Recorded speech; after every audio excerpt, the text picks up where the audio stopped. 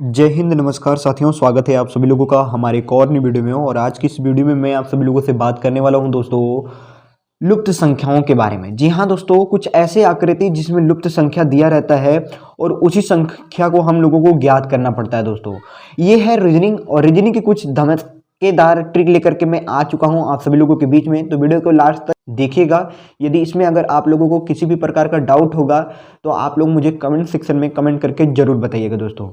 और हाँ, इसमें आप लोग कौन सा ट्रिक लगाएंगे इसको भी आप लोग कमेंट सेक्शन में मुझे कमेंट करके जरूर बताइएगा दोस्तों।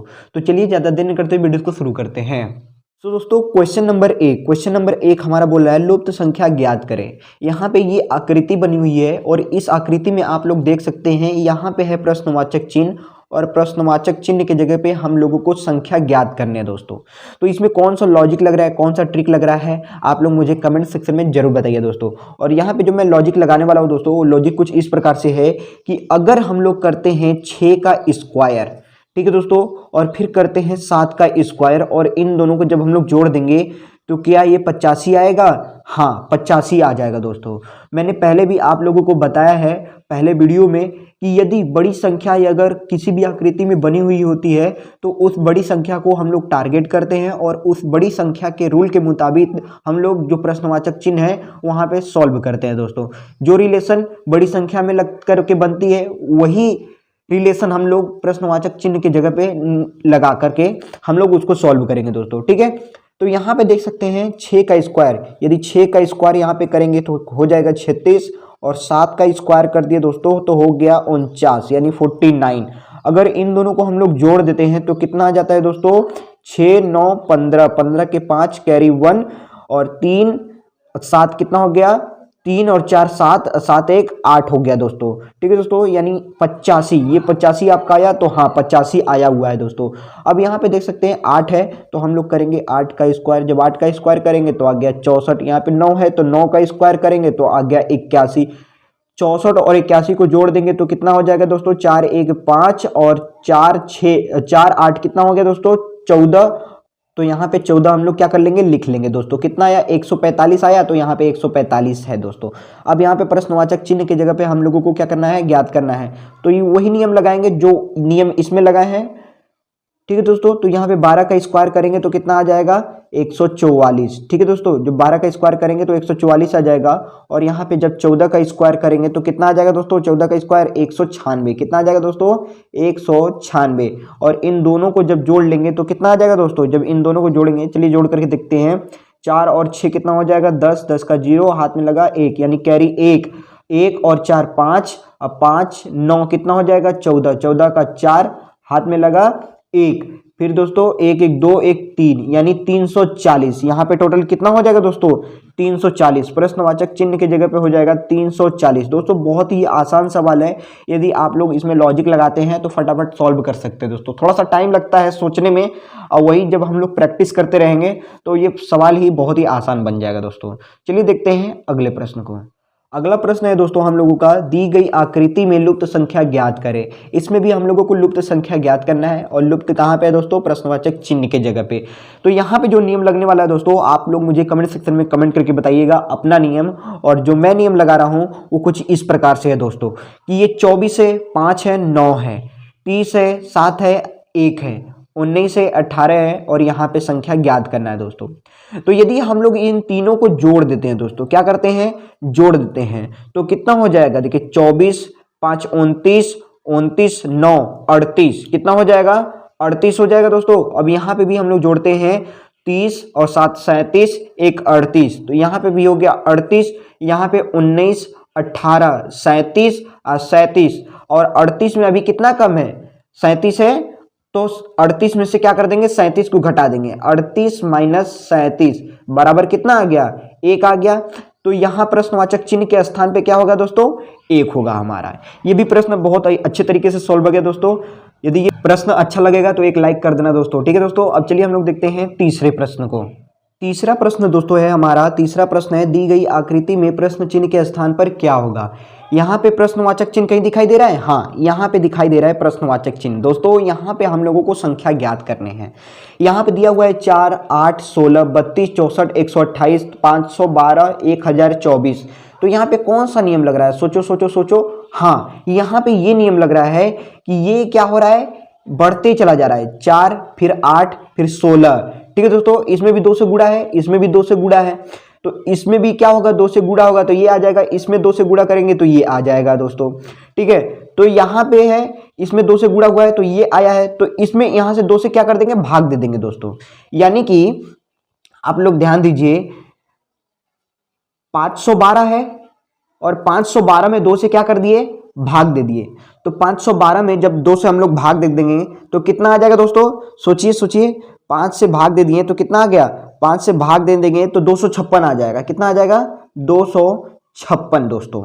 ठीक है, करके दिखा देता हूं। ये देखिए 2 है, 2 से 5 में डिवाइड करेंगे पहले तो कितना आ जाएगा, 4। 2 बार में इसका एक बचा, इसको दे दिए, कितना हो गया, 11 हो गया। तो 5 बार में ले जाएंगे, 2 5 6 10, इस एक बचा, फिर यहाँ पे दे दिए तो 12 हो गया, 2 छक्का 12, यानी 256 आया दोस्तों। उम्मीद है ये भी सवाल आप लोगों को पसंद आया होगा दोस्तों। अब चलिए देखते हैं हम लोग अगला प्रश्न। दोस्तों प्रश्न नंबर 4 हमारा बोल रहा है, प्रश्न चिन्ह के स्थान पर क्या होगा? प्रश्न चिन्ह के स्थान पर क्या होगा दोस्तों? प्रश्नवाचक चिन्ह कहीं दिखाई दे रहा है? हाँ, तो यहाँ पे प्रश्नवाचक चिन्ह है दोस्तों, और यहाँ पे हम लोगों को संख्या ज्ञात करने हैं। तो कौन सा नियम लग रहा है? तो यहाँ पे जो नियम लगने वाला है दोस्तों, वो कुछ नियम इस प्रकार से कि जैसे यहाँ पे देख रहे हैं 6, 18, 15, 3, 2, 5, 4, 3, प्रश्नवाचक चिन्ह 8, 27 और 9। तो यदि हम लोग ये नियम लगाते हैं, 6 और 4 का मल्टीप्लाई कर देते हैं, 3 और 8 का मल्टीप्लाई कर देते हैं दोस्तों, यदि बराबर आता है तो वही नियम यहाँ पे लगाएंगे, वही नियम यहाँ पे भी लगाएंगे दोस्तों। ठीक है, तो यहाँ पे ध्यान दीजिए कि 6 और 4 का मल्टीप्लाई कर दिए। यहाँ पे देखिए 6 गुने 4 बराबर कितना आया, 24 आया। फिर 3 8 का मल्टीप्लाई कर दिए, 3 8 का मल्टीप्लाई किए तो कितना आया, 24 आया। हाँ 24 आया दोस्तों, यानी 24 का ये कॉमन है। 24 यहाँ पे क्या है, कॉमन है। तो इसमें भी देखते हैं कि वो कोई भी संख्या हो, कॉमन होना चाहिए बस। यहाँ पे 24 है तो कॉमन है ना 24। उसी प्रकार से देखते हैं 18 और 3 का क्या कर देते हैं, मल्टीप्लाई कर देते हैं। 2 और 27 का मल्टीप्लाई कर देते हैं दोस्तों। ये हम लोग का पहला वाला है, ये हम लोग का दूसरा वाला है। तो 18 गुने 3 कर दिए तो बताइए ये कितना आया, 18 3 54। ठीक है दोस्तों, उसी प्रकार से जब हम लोग 2 और 27 का क्या कर देंगे, गुना कर देंगे, 2 और 27 का गुना करेंगे तो भी कितना आएगा दोस्तों, 54 आएगा दोस्तों। ठीक है दोस्तों, यहां तक बात आप लोगों ने अच्छे तरीके से समझ लिया। अब करते हैं हम लोग तीसरा वाला। तो तीसरा वाला में दोस्तों ये इससे मल्टीप्लाई करेंगे तो जो कॉमन आएगा, जो भी आएगा वही इसका मल्टीप्लाई करने पे होना चाहिए दोस्तों। तो 9 और 5 का क्या कर देंगे, मल्टीप्लाई कर देंगे। तो ये तीसरा हम लोग का कड़िए दोस्तों, 5 और 9 का मल्टीप्लाई कर देंगे तो 5 9 45। ठीक है दोस्तों, कितना आया, 45।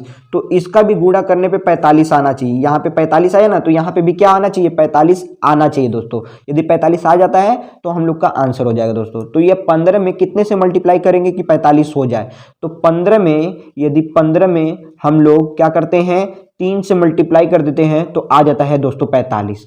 तो ये अनुमान लगाना पड़ रहा है कि 3 से मल्टीप्लाई करने पे 45 होगा। मैं कहता हूं ये नियम ना लगा करके, बल्कि आप ये नियम लगा दो कि 45 में 15 से क्या कर दो, भाग दे दो दोस्तों। 15 से क्या कर दो, भाग दे दो।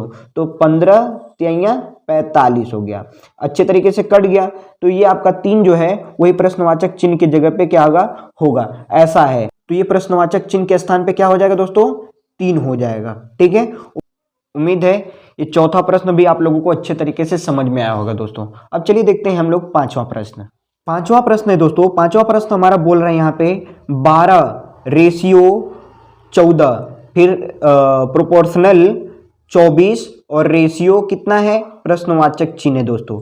ये जो सवाल है दोस्तों, वो सवाल है रेशियो और यानी एंड और प्रोपोर्शनल यानी ये अनुपात, ये अनुपात और ये समानुपात, ये अनुपात है और ये समानुपात है। ये जो दो बिंदु है दोस्तों, इसको बोलते हैं रेशियो इंग्लिश में, और हिंदी में बोलते हैं अनुपात। और ये जो 4 बिंदु है, ये 4 बिंदु को बोलते हैं समानुपात यानी प्रोपोर्शनल दोस्तों। ठीक है, इसको हम लोग समझने के लिए बराबर भी बोल सकते हैं कि जब एक संख्या दूसरी संख्या के क्या हो, बराबर हो, तो हम लोगों का वहां पे कौन सा नियम लगता है, समानुपात का नियम लगता है दोस्तों। तो इसको जो हम लोग हल करने वाले हैं वो हल कुछ इस प्रकार से है दोस्तों। पहला नियम तो ये लग रहा था कि 12 है और ये 14 है, अंतर कितने का है, 2 का अंतर है। तो यहां पे भी कितने का अंतर होगा दोस्तों, 2 का अंतर होगा। ठीक है, ये बढ़ते क्रम में, तो इधर भी बढ़ते क्रम में होगा नियम। दोस्तों ये जो नियम लगने वाला था वो नियम नहीं लगेगा। ये नियम कुछ इस प्रकार से लगेगा कि ये 12 और 24 में देखते हैं कितने का अंतर है, 12 का अंतर है। तो 12 का अंतर है मतलब कि अगर हम लोग 12 में 2 से मल्टीप्लाई कर देते हैं तो 24 आ जाता है। हाँ 24 आ जाता है। तो हम लोग 14 में भी ये प्रश्नवाचक चिन्ह के स्थान पर नंबर लाने के लिए 14 में भी क्या कर देंगे, 2 से गुणा कर देंगे। तो जब 2 से गुणा करेंगे दोस्तों तो 14 दूनी 28 हो जाएगा। कितना हो जाएगा, 28। प्रश्नवाचक चिन्ह के स्थान पे क्या होगा दोस्तों, 28 होगा। यदि आप लोगों को ऐसा सवाल जब भी कहीं दिखे तो आप समझ जाइए कि रेशियो एंड प्रोपोर्शनल का सवाल है, यानी अनुपात और समानुपात का सवाल है। और जब भी ऐसा सवाल पूछे तो आप लोग कुछ ऐसा नियम लगा करके आप सवालों को सॉल्व कर सकते हैं दोस्तों।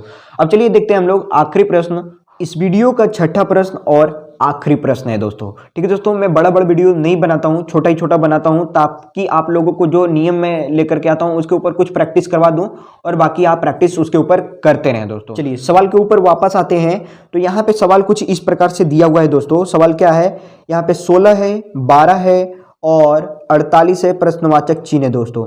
तो ये भी कौन सा सवाल है दोस्तों, रेशियो एंड प्रोपोर्शनल का सवाल है, प्रोपोर्शनल का सवाल है दोस्तों, यानी अनुपात और समानुपात का सवाल है दोस्तों।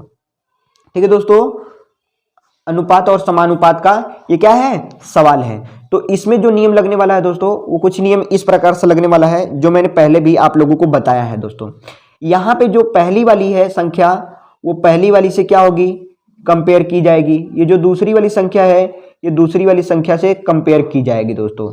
तो यहाँ पे देख रहे हैं आप लोग 16 है, 12 है प्रश्नवाचक चिन्ह और 48।